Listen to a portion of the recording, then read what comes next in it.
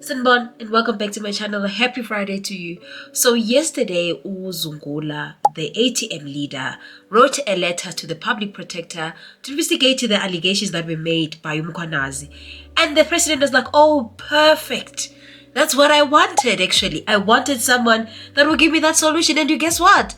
I love that solution. I love it. It's the best solution right now that you can give me. So they have appointed, or they've asked the public protector to investigate allegations against Police Minister SENZO MCHUNU following claims of interference. The reason why this is a problem is because this very public protector is the one that came, guys, after the Phala incident and said that they do not find anything wrong with what Ramaphosa did. You remember, guys, Ramaphosa, the Phala situation. So those who don't know, Ubaba Ramaphosa was found with monies in his couch, in dollars, and he said that no, I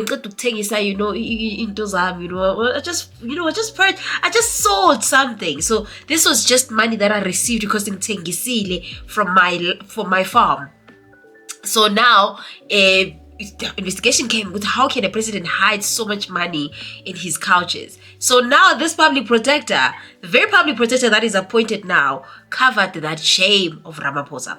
And this is what she had to say regarding the Mkhwanazi'S situation when he had an interview this week.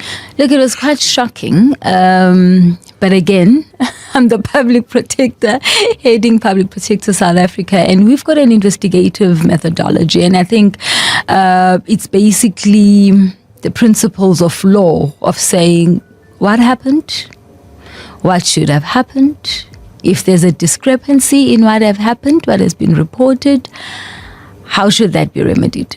So, and what happened is not just a one-sided story, is getting the version of everybody else. So I think really at this stage as a country, it's to allow due process to take its course, whichever processes are going to unfold. I definitely agree with everybody that this public protector is not going to work. And also it is said that she was a special advisor at the DPSA for Umchunu.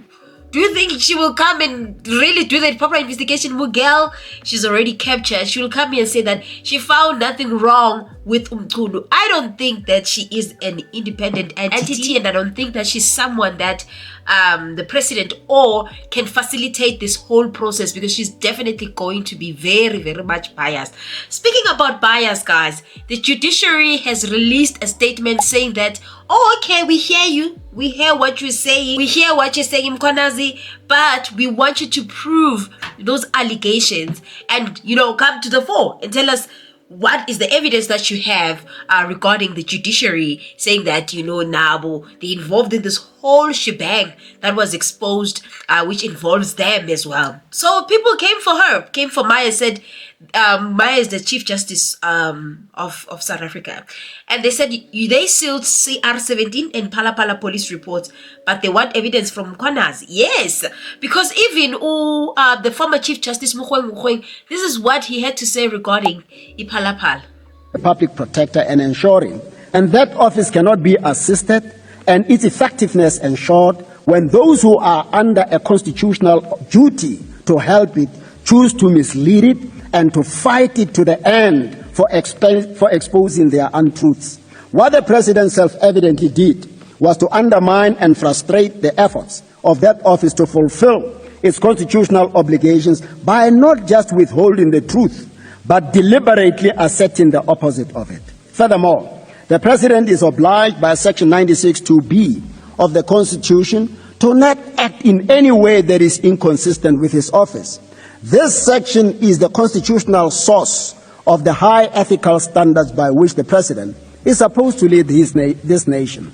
Strategically and intentionally giving a false version to the public protector while she is investigating a possible ethical breach falls squarely within the catchment area of this section. Lest we forget, we are not dealing here with an average citizen, but with the bearer of specific and frighteningly weighty constitutional responsibilities, who is expected and required to lead by example and be above reproach. His office demands of him to be the lighthouse, the pathfinder, and the embodiment of and the vessel for the enforcement of high ethical standards, particularly the constitutional values of our democratic state. In this instance, transparency, accountability, and the supremacy of the Constitution. Like all of us, he has rights, but unlike all of us, he does have special obligations, not imposed by the courts, but by the Constitution and legislation.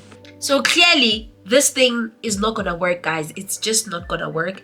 The simplest one is for the judiciary to, they could have just said, we note. You know, noting is better than saying that prove it. You better prove what you are saying. Rather say note instead of proving.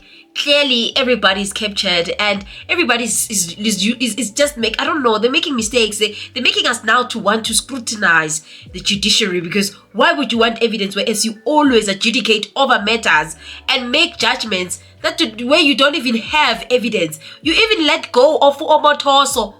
You said that you don't have enough evidence. You guys, the judiciary loves evidence so much so that even in cases where it's not that much necessary, they want the evidence. Because they could have noted the allegations. I'm not saying that Mkhwanazi has no obligation to prove what he's saying. But why do they put evidence in the fore of everything? Whereas they've made a lot of judgments where they didn't consider the evidence. Moving right along, guys, to the last bits of this video, which is Murero, who is the mayor of Joburg. Guy is saying that he needs the fixing the potholes in Joburg will cost him 700 million. Why do these people like 700 million? Even for that national dialogue, they wanted 700 million. What's with 700 million, guys? Maybe you guys can fill me in, because I don't know why do they love 7 million so much. Nonetheless, guys, please comment your thoughts. Otherwise, these are my closing remarks.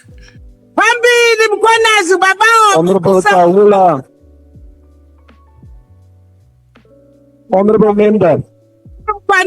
member, take your seat. Support Mkhwanazi. We are sick and tired. Honorable Kahula.